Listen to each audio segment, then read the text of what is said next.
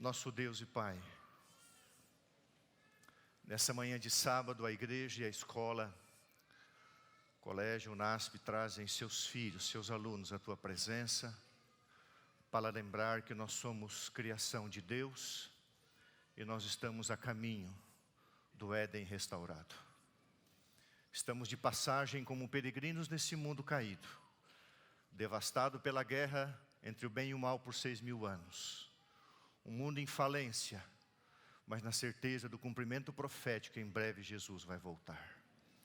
Que nesse momento o Espírito Santo fale ao Teu povo e pregue a Tua palavra, insira verdades aos corações em nome de Jesus. Amém.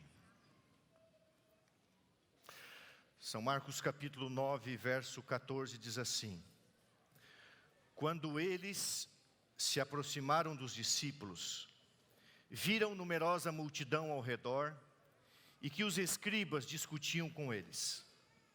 E logo toda a multidão, ao ver Jesus, tomada de surpresa, correu para ele e o saudava. Então Jesus interpelou os escribas, os líderes judeus. O que vocês estão discutindo com os meus discípulos? O que está acontecendo aqui? Qual é o problema? E um, dentre a multidão, respondeu: Mestre, o problema é o seguinte: trouxe-te o meu filho, São Lucas diz, meu único filho, possesso pelo demônio. E ele então fica mudo, um espírito mudo. E este, onde quer que o apanha, lança-o por terra e ele espuma, rilha os dentes e vai definhando. Eu supliquei, eu roguei a teus discípulos que o expelissem, mas eles não puderam. Então, Jesus disse: ó geração incrédula, até quando eu vou estar no meio de vocês? Até quando eu vou sofrer esta falta de fé? Trazei-mo. E trouxeram-lhe. Quando ele viu a Jesus, o espírito maligno imediatamente o agitou com violência e, caindo por terra, revolvia-se espumando.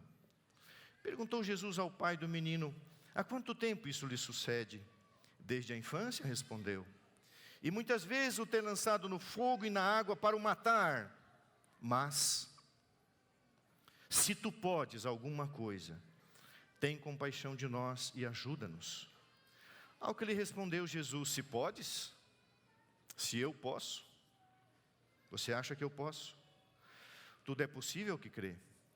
E imediatamente o pai do menino exclamou: eu creio, tem misericórdia de mim, ajuda-me na minha incredulidade, ajuda-me na minha falta de fé.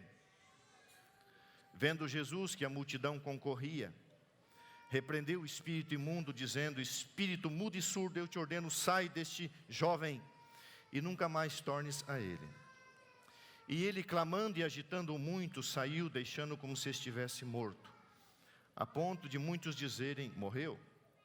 Mas Jesus, tomando-o pela mão, o ergueu e ele se levantou. Quando entrou em casa, os seus discípulos lhe perguntaram em particular: Senhor, por que não podemos nós expulsá-lo? Respondeu Jesus: esta casta satânica não pode sair, senão por meio de oração e jejum. Eu quero que você olhe os milagres de Cristo nessa manhã de um outro ponto de vista. Por que Jesus expulsou demônios? Por que Jesus curou cegos? Por que Jesus fez paralíticos andar? Por que Jesus fez mudos falar e surdos ouvirem?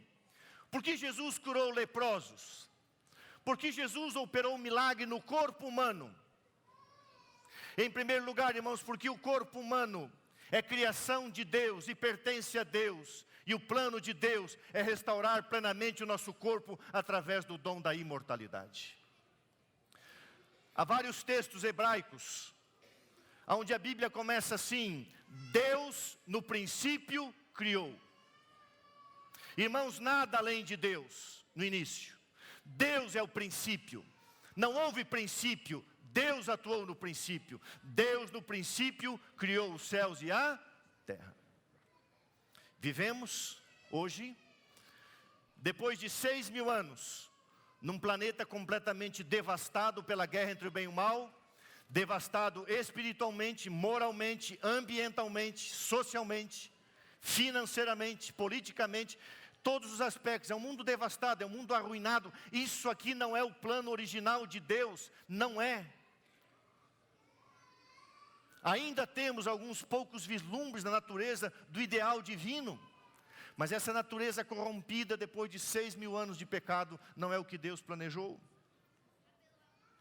Nas últimas semanas, eu vou citar apenas aqui 4 ou 5 fontes, várias das mídias e vários dos importantes jornais, considerados jornais sérios deste planeta, soltaram várias manchetes sobre o meio ambiente. Interessante, irmãos, uma pergunta que foi feita aí: podemos ainda salvar o planeta? Ontem e anteontem na Inglaterra, uma passeata, uma greve, uma manifestação, preocupação da juventude, porque acreditam que não terão onde morar nos próximos anos, esse mundo vai acabar, falando em termos de habitat natural. Existe um site chamado Observatório do Clima, que diz assim, cientistas falando, viu? Isso aqui são fontes científicas humanas. A humanidade só tem 3 anos para salvar o planeta. Segundo os cientistas, se medidas não forem tomadas nos próximos meses, nos próximos anos, não haverá solução ambiental. 3 anos. Aí você encontra assim, 4 atitudes, 7 atitudes, 10 atitudes, 20 atitudes que podem salvar o planeta. O portal G1 do Globo diz assim: por que os cientistas dizem que os próximos 18 meses serão cruciais para salvar o planeta? Irmãos, podemos salvar o planeta? A ciência salvará o planeta? O homem restaurará essa terra? O homem vai prolongar a existência humana através de uma degradação corrosiva? Tem o homem essa capacidade? Podemos? 18 meses, 3 anos, 20 atitudes, 10 atitudes, pactos ambientais, sínodos. É isso que vai salvar o planeta? Eu quero que você guarde uma frase aí no seu coração. Guarde essa frase aí, ó. Deus criou o planeta Terra e fez dele morada para o homem. E Deus não desistiu da sua criação, apesar da devastação causada pelo pecado. Deus irá recriar a terra, não apenas para ser a morada do homem, mas a sua morada junto com o homem. É isso que nós cremos. Criação. A criação primária de Deus não tem solução. Não é o homem, não é a ciência, não são reuniões de líderes políticos e mundiais. Não, irmãos, Jesus vai voltar e a terra que Ele criou para você e eu morarmos, Ele vai recriar para ser a sua morada com você e comigo. Essa é a nossa esperança. Apocalipse diz assim: eis que faço nova todas as coisas. Aquilo que o homem jamais poderá fazer, Deus fará pelo homem e para o homem. Nada do que ele fez deixará de refazer. Do nada Deus fez tudo, e das ruínas, da miséria, após o milênio, Ele fará a recriação, e Ele fará de novo aquilo que Ele já fez. Nós vamos nos deter um pouquinho daqui a pouco nesse texto que eu li. Mas, irmãos, o plano de Deus irmãos, por quê? Porque Jesus, Ele operou milagres em diversos aspectos do corpo humano. Isso era um recado de Deus. Porque Jesus curou um cego? Porque o cego voltará a ver. Porque Jesus curou um mudo? Porque o mudo voltará a falar. Jesus estava dizendo: eu criei você, o pecado degradou você, e eu vou dar uma amostra do que eu posso fazer. Aquilo que o diabo destruiu, eu vou refazer. Logicamente aquelas pessoas morreram, mas aquilo era uma amostra, aquilo era um recado de Deus dizendo: no fim, todas as coisas serão restauradas. O surdo voltará a ouvir, o paraplégico, o tetraplégico, o paralítico voltará a andar. As doenças incuráveis terão definitiva solução. Jesus cura uma mulher com fluxo ininterrupto sanguíneo, 12 anos. As doenças incuráveis terão solução. Os aleijados da sociedade, como os leprosos figurados na Bíblia, voltarão à sociedade. Eu sei que muitos irmãos queridos estão doentes, alguns em hospitais, alguns idosos, não poderão vir à igreja. Eu quero falar para você. Você que é membro desta igreja ou de qualquer outra igreja e não pode estar vindo na igreja por causa da sua dor, da sua doença, da sua limitação.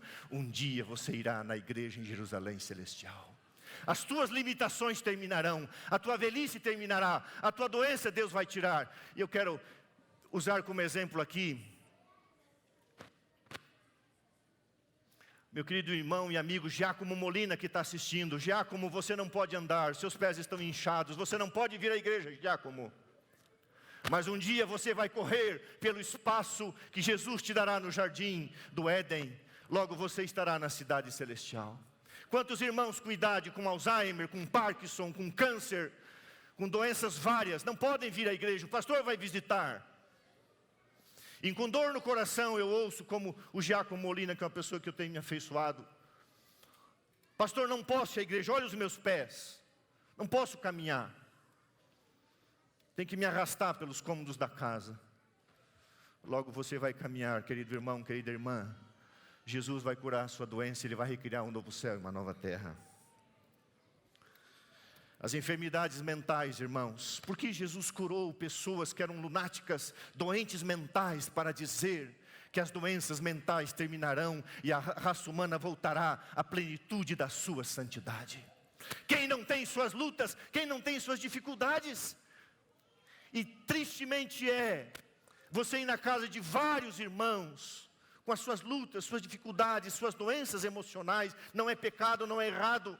Alguns afetam o corpo, outros afetam a mente. Jesus vai curar todas as doenças mentais e emocionais. O recado quando curou o lunático e outros foi esse: as dores terminarão. A Bíblia diz, a dor não vai existir. Eu acho que eu já mencionei aqui, no passado havia um hospital aí, e na ala da ortopedia, no início, na entrada da ala da ortopedia, tinha uma placa que dizia assim: aqui termina a dor. Quando Jesus voltar em glória e majestade, o recado de Deus será: aqui termina a dor. Aqui termina a doença. Então, irmãos, quando Jesus ele trabalha com o corpo humano, quando Ele cura várias partes do corpo humano, Ele está dando um recado: aquilo que eu criei, eu não desisti daquilo que eu criei, e eu vou recriar. E o plano de Deus, irmãos, e se você carrega essa alegria, essa esperança, é que você e eu seremos imortais em Cristo Jesus. Uau! Nunca mais morrer, nunca mais sofrer, nunca mais ter dor, nunca mais ter saudade, nunca mais as coisas ruins do pecado, só paz, só alegria. Irmãos, o que esse mundo tem para oferecer melhor do que isso? Jesus vai voltar e nós vamos embora para o nosso lar celestial. Deus criou o homem, Deus não desistiu do homem, e Jesus está preparando uma cidade e uma casa eterna, uma morada eterna para você e para mim. E esse mundo que Ele criou, Ele recriará, não para ser a tua morada, mas a morada dEle. Sabe qual é o recado de Deus? Nunca mais a maldição pisará aqui, porque a maldição não permanece aonde Deus está. O demônio incorpora nesse garoto. Jesus tinha passado a noite no monte, numa montanha anônima. Pedro, Tiago e João. Jesus tinha dito o seguinte: muitos de vocês verão o reino de Deus antes de morrerem. Irmãos, o reino de Deus foi mostrado naquela noite, quando Moisés e Elias foram enviados do céu, e a glória do Cristo que é Deus irrompeu. E Pedro olhou e disse: Senhor, bom é estarmos aqui. Irmãos queridos, é o que nós diremos quando estivermos no céu. É muito bom estar aqui. A glória se manifestou. Cristo foi transfigurado. O reino de Deus em miniatura foi manifesto. Mas havia trabalho no vale. Lá no vale, cuidando da multidão, do interesse do povo de Deus, ficaram os 9. Ao invés de ficar jejuando, orando, clamando pelo poder de Deus, ficaram com inveja. E ficaram brigando entre si e criticando os 3 que eram do círculo íntimo de Jesus. E não se prepararam para enfrentar o inimigo. Irmãos, o papel da igreja, irmãos, não é lidar com as coisas carnais, mas com as coisas espirituais. Logo eu vou pregar um sermão sobre vigilância. Nós falamos muito da oração, mas a Bíblia diz: vigiai e orai. A igreja tem que vigiar, a igreja tem que se preparar. E os 9 não estavam preparados, e chegou um pai, e trouxe seu filho único, um garoto, um jovenzinho, possesso pelo demônio. Ali estava, irmãos, para mostrar quem era o dominante, o governador deste mundo. E os discípulos fizeram algo formal, se ajoelharam, oraram, clamaram, mas o coração estava cheio de egoísmo, de inveja e de ciúme. Chega Cristo. E o recado dos líderes judeus e do povo: esse demônio nem Jesus expulsa. Jesus sabia disso. Jesus chega, vê a cena, a multidão muda os seus sentimentos, e Jesus diz assim: o que vocês estão discutindo com eles? Jesus sabia que a acusação era nem Cristo. E aí aquele pai se apresenta e disse: Senhor, eu trouxe meu filho. Irmãos, por que Jesus expulsou o demônio várias vezes? Porque Jesus expulsará o diabo deste mundo através da morte após o milênio.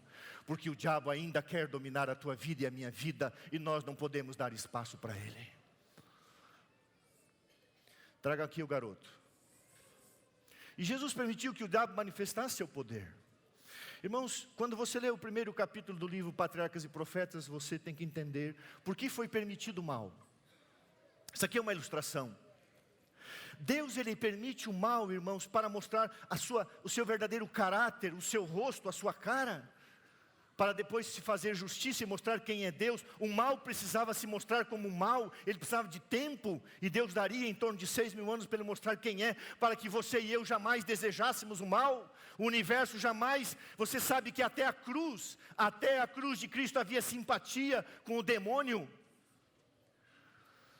Havia simpatia, dúvida em relação a um caráter de Deus. Olha como Deus se expõe, mas Deus sabe quem é. O diabo faz o seu circo, Jesus não se impressiona. O diabo tenta arrebatar a vida e Jesus diz: sai, Satanás, eu te ordeno, sai. Irmãos, nunca o demônio ouviu uma ordem de Jesus que ele não foi obrigado a obedecer. E dias virá em que Jesus descerá e dirá para o diabo que disse para este garoto: sai, Satanás, e nunca mais pise nessa terra, você será destruído. Isso é o recado de Deus. Deus não desistiu da sua criação. E então, esse garoto, ele é tomado pelo Espírito Santo, cai como se tivesse morto. Olha o que Jesus faz com a sua criação. Isso aqui é uma ilustração, irmãos, além de ser verdade. Jesus pega a sua criação arruinada, como se tivesse morto. Esse mundo é como se tivesse morto, e Jesus devolve plenamente restaurado ao seu Pai. É isso que Jesus fará com este mundo. Irmãos queridos, 2 aplicações. Na luta contra a carne, as tentações de dentro. A luta contra o mundo, as tentações de fora e o diabo. Você e eu só temos uma solução. A nossa única solução é Jesus. O homem não pode salvar o planeta. O homem não curará doenças incuráveis, irmãos. A ciência não vai tornar o homem mais imortal. Só Jesus, a única solução para você e para eu e para este mundo arruinado é Cristo. Agora,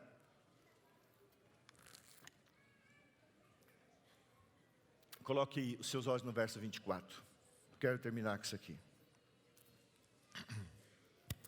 Diz assim, verso 23 e 24. 22. Muitas vezes o ter lançado no fogo e na água para o matar.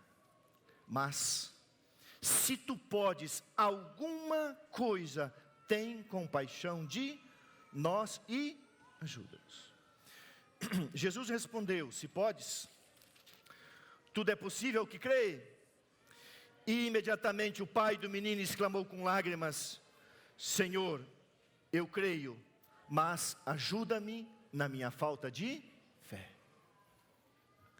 Irmãos, a Bíblia diz assim, sem fé é impossível agradar a Deus. Todavia tem uma coisa na Bíblia, irmãos. Por causa do amor de Deus, que Deus aceita no lugar da sua fé, momentaneamente. Tá? Eu vou ler o que é. Olha o que está escrito. Que essas almas, que almas? As que têm uma fé frágil. Ou quando a fé falha, que essas almas, em sua impotente indignidade, se lancem sobre a misericórdia de um compassivo Salvador. Lançai-vos a seus pés com o clamor, ajuda-me na minha falta de fé. Não podeis perecer nunca, nunca, enquanto assim fizerdes.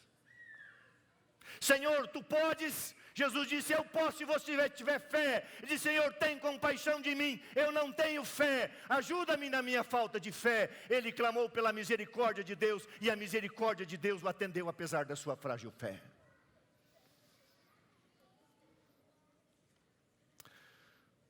Você já orou alguma vez e sentiu que não tinha fé? Você já percebeu que em algum momento da sua vida a fé falhou?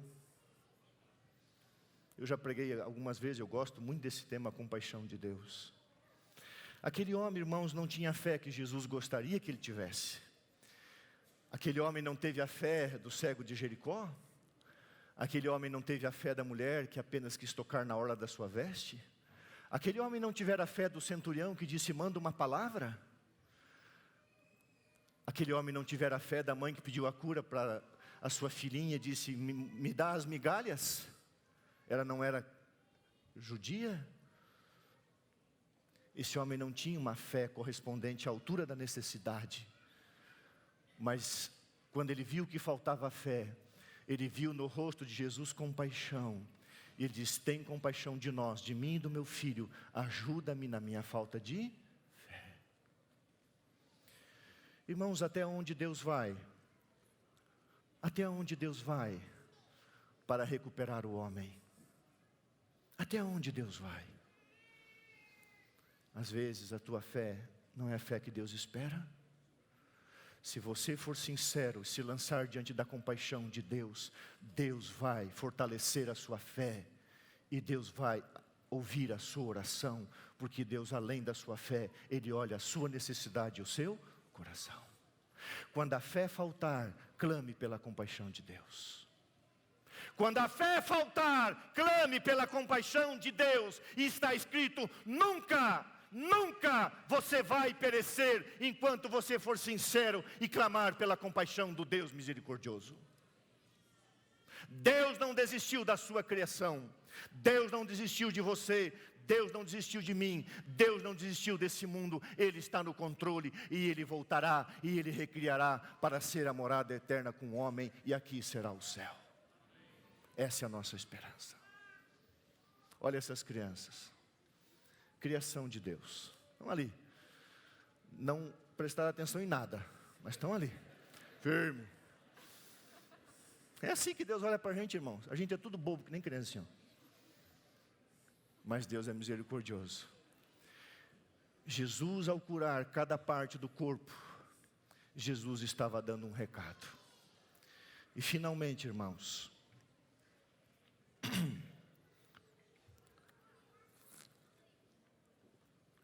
Jesus culmina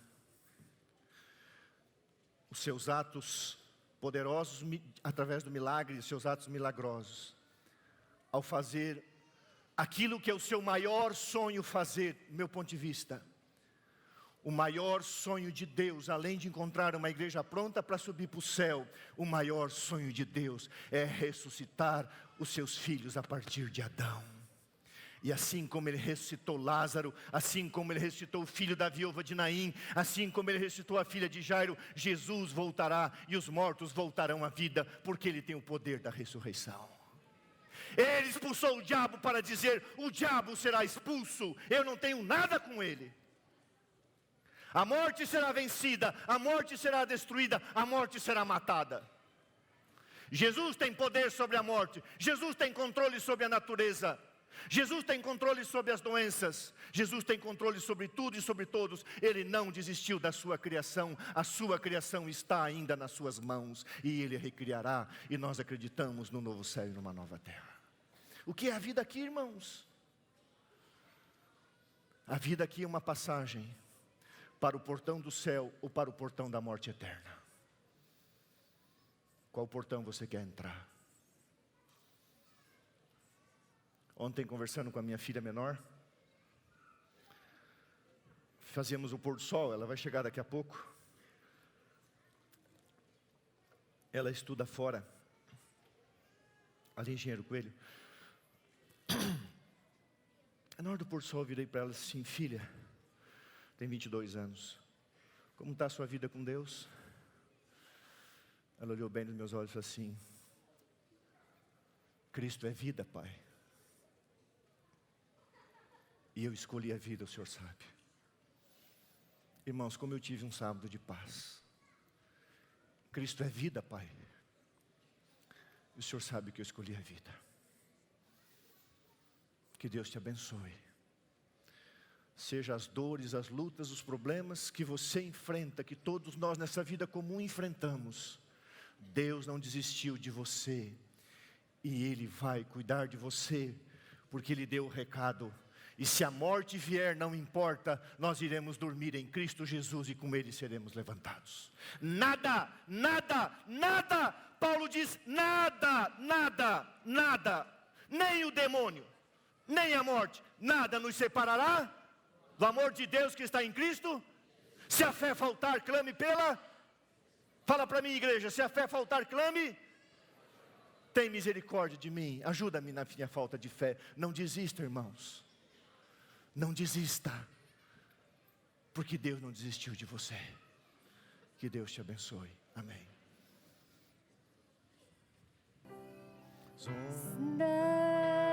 Desta vida destruir em tua fé e fizerem que duvides de quem breve voltarei. Volve os olhos ao passado, vê na cruz o meu sofrer. Queres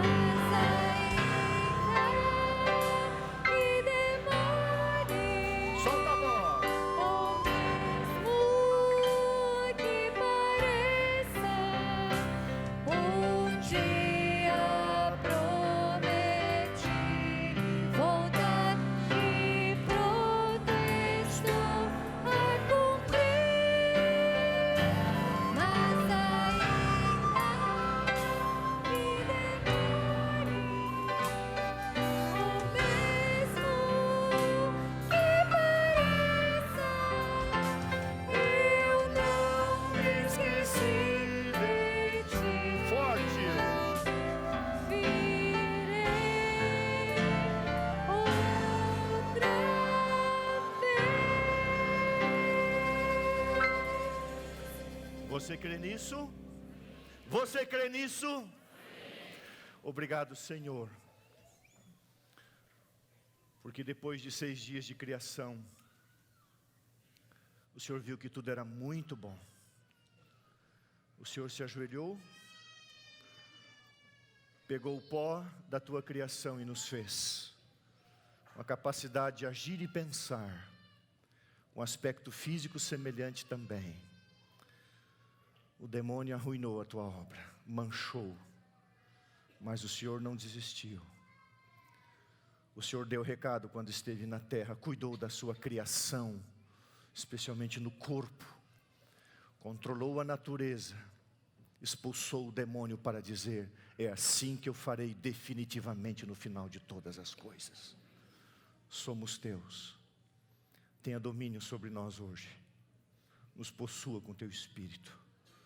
Nos prepara para vermos o teu rosto como salvos. Nos leva para o portão da cidade santa. Em nome de Jesus. Amém.